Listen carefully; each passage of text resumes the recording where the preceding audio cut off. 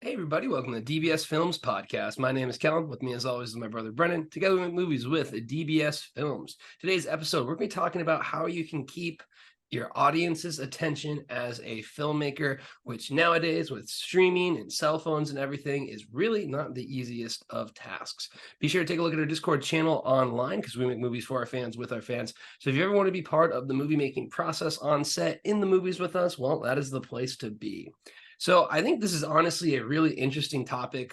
And it was something that kind of got brought up when I was listening to another podcast called The Town. And they directly mentioned something that a lot of scripts were getting feedback that they're not second screen friendly.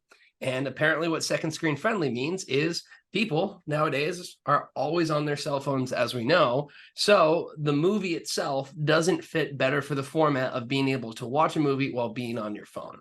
And, this really kind of, to me, highlighted, I think, a big issue that a lot of filmmakers face. And I think it's going to be something that's only going to be continuing in this landscape. So in these next two episodes, we're going to talk about why it's kind of shifted to this. And then more importantly, what you can do as a filmmaker to give yourselves the best odds to succeed, especially when streaming is so important, because the longer you stream the movie, well, the more you end up getting paid as a filmmaker. So I think the first place to really kind of go back, and I feel like this happens all the time, but this is really the general shift of what the movie making industry is, in the sense of moving from DVDs or moving from the theaters to DVDs to on demand to now instant access streaming. And I think, really some things to highlight is, again, even the early versions of the iPhone, you really didn't have very good mobile connectivity. You didn't really have very good apps. And now you have full-on streaming services and entertainment acts like TikTok and Instagram and all these tech players who literally specialize in how to make the most addicting thing possible when it comes to their algorithm. So you have this new rapidly expanding tech versus the old legacy. And I think the big issue that I see is, when you go from something of having to go to a movie theater and sit down and watch it versus you can click a button and it's there, when you have to pay for a ticket versus you paid $5 and you get to watch unlimited movies, it just makes it such an easier way to just bring out your phone. I know me personally, when I'm watching a movie, I'm on my phone all the time too. It is something where, unless I'm going to a theater or if it's a movie that I really want to focus on and watch, I'm typically kind of having it in the background. I'll be working and watching another movie on the side too. So I think it's kind of a byproduct of us as human society that we have so much instant access to all of this entertainment that most people typically are constantly on their phones while they're watching a movie or consuming other media. Sometimes we're even doing it in movie theaters. So what are kind of your thoughts on how we got to a position where, used to be movies had your sole focus and sole engagement, to now, even when someone clicks play on your movie, you're still competing for their attention while they're watching it? Yeah, I mean, it's just society in today's standard of just, we need stimulation, we need constant stimulation. It's kind of hard to put the phone down. And I'm the same way. I will watch movies in the movie theater, I'll keep my phone away, and then a couple times a week I'll watch a movie that I actually want to watch, and I will put my phone down and, watch that movie without any kind of distraction. For the most part, I do watch 2 or 3 movies a day for research purposes, to just keep up on the indie scene, just to see what new trends are happening on Amazon. So I'll watch a whole bunch of movies, but I'm working. I'm the same as Kel. I'll have the movies on in the background, just to have that stuff playing so I could, do my work and still keep an eye out for any kind of indie stuff that's hitting the market. So I mean, that's just the nature of the beast. I think that, people's attention spans are pulled in a whole bunch of different directions. For an indie filmmaker who, makes a lot of their money off of Tubi, it's not a horrible thing because people are watching the movie. I think you kind of run into problems, like we said before on the podcast, as far as like storyline. And if you're really not paying attention to a lot of movies, you can get lost and not understand the story, which is kind of like where we came up with our methodology of, reiterating the plot multiple times so that people understand what's going on. Because in my head, just where our movies are, the quality of movies, the streaming platforms that we hit, our audience is usually late night, they're just trying to watch a movie to go to bed, or, they're kind of just browsing, maybe we don't have their full attention. A lot of our ads are on Instagram or on Facebook or through Amazon advertising. So they click on an ad and then watch the movie. And, like me, I'll give a movie my full attention if I'm really looking forward to watching that movie. If I'm just kind of browsing, if I'm going through the depths of Tubi, I kind of click on a few things, and then, I'll be on my phone, I'll be checking emails, or I'll be working until the movie kind of, does enough for me to put all that stuff aside and be like, hey, this is actually like a banger. This is a good movie. And I feel like I have more attention span discipline than most people. So, this is me telling you this. From most people who grew up, on the TikTok generation and all this stuff, it's just going to be, you're competing for attention from multiple different devices, multiple different apps, and I don't think it's going to change anytime soon. Yeah, I mean, it's just a shift in the landscape. And again, you're up against the smartest people with the algorithms. Like I'm honestly still blown away about the difference in how powerful TikTok's algorithm is versus either YouTube Reels or anything like that. And I got TikTok because of, promoting DBS, which, thank you, TikTok, for all the followers you have given us. We appreciate that. Really kind of started us with the bump there. But what was interesting to me is, I mean, like, what I think you end up having now is you're getting people used to the concept of being able to say no, and I want something else different. Just the quantity of content is one of the biggest things. And I think what ends up happening a lot is, especially as an indie filmmaker, you end up getting to the point where if there is ever something that ends up happening where, someone just is either bored or any little miss there, I feel like you have so few chances now, because basically on TikTok, someone gives you 1 second to be like, do I like this? No, next, next, next. And again, that is the ultimate, high funnel form of this engagement. But I think it does relate to movies too when it comes to streaming. Again, me and you will watch something as we're working, and as we're doing this, we'll get through the entire movie. But if I was really watching a movie for somewhat of entertainment purposes and there was something I didn't like, you can just immediately hop to the next one. And I think having that out there makes it very, very critical to really make it, something that captures your attention. I also think one of the other biggest issues too is filmmakers, especially indie filmmakers, and I think even big filmmakers like Christopher Nolan, will get to a point where I feel like there's a conflict between what the audience truly wants and what the filmmaker wants. And I think this is always going to exist. But for instance, some of the things that I look at is, an indie filmmaker will be like, "Ooh, I'm gonna like hide this thing in there," or like, "I'm gonna have this long, like super symbolic thing." And 90% of the time, most people watching the movie will never even see that the thing's in the background, or it'll completely fly over their head or something like that. And I think on the higher level is something like Christopher Nolan making an almost 3 hour long movie, when like people, like, the biggest issue I usually hear from Oppenheimer is it's so long. And there's easily, I'm sure, a ton of feedback coming to him about how long this movie is, and yet he refused to chop it down. And, I think it's something where there's a balance to it, where I think the filmmaker is always going to have this idealized version of how someone's going to consume their art, and the audience is just looking for something to entertain themselves. So what are your thoughts on, not only on the indie level, but kind of on the entire spectrum of this little balance, I would say, where like almost I feel like as a filmmaker making something, you're like, you owe me the attention, is almost what you see specifically in the indie film side of things as well. Yeah, I think a lot of indie filmmakers suffer from this. I see a lot of indie films where the concept's just not, there. There's a very limited market for that concept, or the story that they're telling is told in a way that is just boring. It may work for them, but, for a general audience of people who are looking for a story, it just doesn't work out. And I'll give you an example. There was a found footage movie that I just recently watched about a shapeshifter creature. Now I was looking forward to it. I'm like, damn, I haven't seen, shapeshifter movies in a while. Other than like Our Force of Death. It's really hard to find shapeshifter movies. There was like one on Netflix that was sort of indie, and it was pretty well done. The problem was that this one really never had anything about the shapeshifter. So that was kind of, a disappointment for me, because I wanted to see a whole bunch of lore about a shapeshifter and just never showed up. So, it is an interesting dilemma. I think Christopher Nolan has the right to do that. He can make whatever he wants to make. I think the Oppenheimer is definitely an interesting story. I think there's a lot of stuff there that could have been done differently.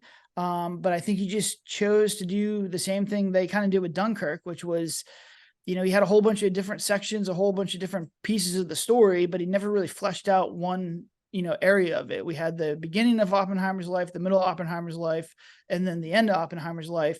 And really, to me, the spice was when he started to build that bomb all the way through. I think if you would have made that movie like the Benjamin Cumberbatch movie with the Enigma machine, I think it would have been a much better movie. But once again, Christopher Nolan is, one of the best directors of all time. He can do whatever he wants to do, and the audience is going to show up. If you're an indie filmmaker, I got bad news for you. You're not Christopher Nolan. You kind of have to meet the audience halfway to get this stuff done, especially if you want to get your money back. Because there's just, once again, so much content out there. You're competing with Instagram. You're competing with TikTok. You're competing with YouTube. If you get 10 minutes into a movie and it's not good, then, your time is valuable to an extent. So you're going to switch and find something else. If you're not meeting your audience at least halfway, in our cases, we probably meet our audience 90% of the way, just because we have an advertising background. I understand our market. I understand our fans. We have a huge community which gives us feedback. There will be a day when I'm making the movies, that I really want to make. But for right now, we make our movies for our fans. And, the whole goal of this studio is to live another day, make another movie. Get ready for Brendan's 4-hour biopic, all black and white. I'm excited for it, friends. But I mean, that's really the case. Again, I will completely agree. Nolan has earned that right, because when you slap Nolan's name on a movie, it will get people into the seats and they will sit down and they will give you that attention. But as we mentioned, that attention is, very, very hard to earn yourself as an indie filmmaker. So let's hop right into ways that you can go ahead and capture your audience's attention. I think the very first thing is kind of what you mentioned. It really is something, I think one of the biggest things that, we look for, one of the reasons why we revisit our concepts, as we did in the earlier podcast, is the initial concept. It needs to be able to really hook someone. And again, this is why we have cover art that we split test. This is why we split test our synopsis. But really, within that first brief period that you are introduced to this movie, you have an idea of what this is either about or what is going to happen. And it's very clear. Like you mentioned with the shape-shifting one, that caught your attention right away. You wanted to look right into it. And I think the way you see this, and like, this is where you can really find in the indie filmmaking level, if a movie's just in the abyss of no man's land. If I hear your title and you start to explain it, and like literally within like 1 to 2 sentences, I still don't know what it is, you are so screwed. And I think it happens all the time because, again, people want unique concepts, or it's between genres, or it's kind of like, a mix of these. And like, that is one of the worst things to do to confuse someone right off the bat with what you're giving them. I think the best thing you can do is have a concept very clear and get to the point where the person's like, oh, that's a cool concept. Girl in Cabin 13, they go out on a vacation, 3 masked men show up outside your house. What happens to them? That's very clear, very easy. Paranormal investigators lock themselves into a haunted house. Very clear, very easy, haunting the murder house. There's a shapeshifter out there. And all of these things are basically ways to go ahead and get them to commit before they're kind of clicking into that, because they want to see how the concept plays out. So I think really the first one is have a concept that people want to see to the end. So what are kind of your thoughts on how that overall concept, in my opinion, is that first big hook to drive them into the biggest hook is getting them to click something. So that really is important. Yeah, I mean, you just really got to make it clear what you're giving your audience, because it's twofold. Number one, you're going to find the people who are interested in this movie. And number two, you're going to keep people engaged because they understand what's going on. And I do see a lot of indie filmmakers who basically, the title makes no sense, the blurb makes no sense, and 20 minutes into the movie, I'm like, what is this? And the biggest reason, and we've done a bunch of surveys and we've done a lot of data collection on this, the reason number one that people stop watching a movie is because they're bored. They'll change it. The number two reason is because they're confused. Like if you confuse people will turn your movie off and not finish it. And they will also leave you bad reviews. And we had a ton of data with this with Into the Forest, right? Into the Forest, people clicked on it, people downloaded it, people watched it. They stopped watching it after about 30 to 40 minutes because they had no idea what was going on. The people who finished it had no idea what was going on because we never reiterated the story. We never said what the witch's powers were. We never mentioned anything about shapeshifting. It was basically confusion all the way through. That is a very low performing movie because once again, we get paid through ads and how many people watch the movie through completion. And number two is very low rated because we confused a lot of people, which pissed them off. And they were like, what the heck is this? What is going on? So you really have to make sure all the way through the movie, from title, from blurb to cover art, you're very clear with your intention so you can find the right audience. And number two, you're very clear with your story so you can, keep that audience hooked and they understand the plot and they can root for the characters all the way through. The more that your audience has to focus on plot and understand what's going on is less attention they're going to give to the characters, less attention to the smaller little details of the movie. And once again, how you make a really good movie is avoid the pitfalls, focus on the details, because that's how you kind of reward your audience for giving them a deeper experience. Exactly that. I mean, if you don't start right from the beginning and then kind of continue that flowing, it really creates an easily unclickable and then turning off and going to a different movie as the story progresses. So number one, the concept overall is very important. And again, you should be able to explain that concept very, very quickly in the sense that we'll listen to the indie filmmaking podcasts out there. Anytime they interview someone and it's like, what's the elevator pitch? And then the filmmaker makes a little joke like, oh boy, the elevator pitch, like, where do I even begin? That's a red flag. That is like the biggest red flag that they are waving, in my opinion. And again, I understand how this happens, especially if it's your first time filmmaker and you want to have a unique concept or you want to do something like this. It's very easy to kind of blur these lines. And the more simple and straightforward that you can make your concept, the more clear it's going to hook the people who are looking for it. So I think that's super important. Let's talk about the next thing, which is your trailer. Your trailer really should be able to go ahead and explain directly to you what's happening, what you can expect, what's coming forward in this one.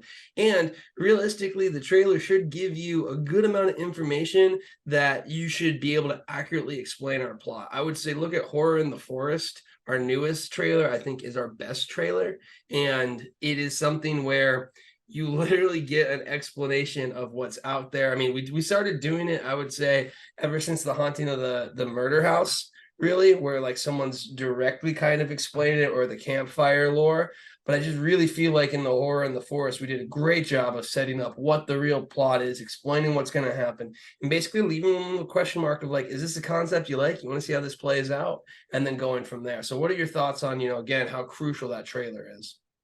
Yeah, I think if you really, I think our starting point with the trailers was with Girl in Cabin 13, because we did have Sunny explain exactly what was happening. She was going in the cabin for a weekend. There's going to be no self-service, and then we intercut it with people chopping up Stuart, and there is a massive growth in visibility and sales from Girl in Cabin 13 all the way through, where we are now. The first Hateful Eight, if you go look at our trailers.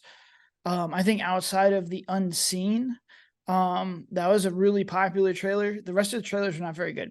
And that was twofold. Number one, we never really had scenes that sat down and explained the plot. Devil in the Room had those, but I just remember most of that was Dr. Goubeau in the office, and those scenes were poorly shot. There's poor audio, and there's a lot of issues with a lot of that stuff.